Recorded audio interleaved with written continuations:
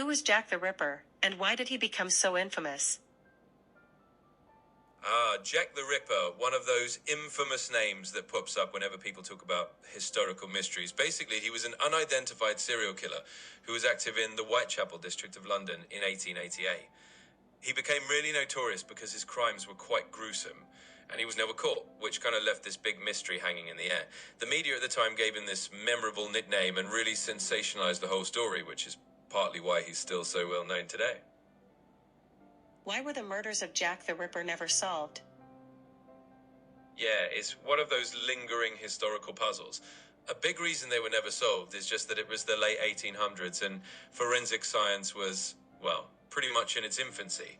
They didn't have DNA analysis, they didn't have modern crime scene techniques, and they were dealing with a chaotic urban environment.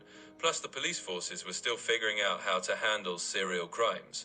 Add in a bunch of sensational media coverage, lots of conflicting witness reports, and just the general murkiness of that era, and you end up with a case that was never definitively cracked. What impact did Jack the Ripper have on London at that time? Oh, he definitely had a huge impact on London back then. It wasn't just that people were scared, though they absolutely were.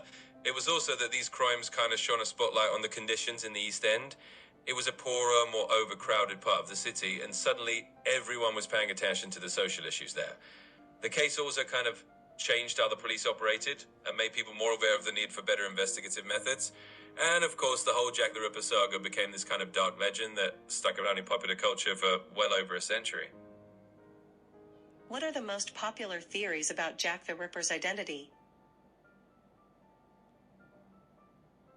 Oh, there are definitely a bunch of theories out there. People have been speculating for over a century, so it's kind of a treasure trove of ideas. Some of the most popular suspects include people like a local garber named Aaron Kosminski or a Montague Druitt who was a barrister. There's even speculation that it could have been someone like a member of the royal family or a well-educated doctor. None of these theories have ever been proven, of course, and that's part of the whole mystique. It just keeps historians and true crime enthusiasts debating endlessly. So yeah, it's a big old historical whodunit. How did Jack the Ripper change the way police investigate crimes? Yeah, absolutely. In a way, Jack the Ripper kind of forced the police to step up their game. At the time, they really didn't have a standardized approach to investigating serial crimes or these kind of sensational murders.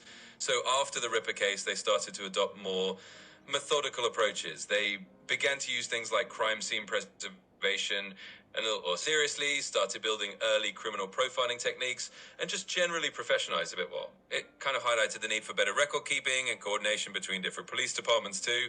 So in a way, his crimes ended up pushing law enforcement into a more modern era. Thanks for watching. Don't forget to subscribe. I'll be posting new fascinating topics and questions every day. Share your own ideas in the comments below.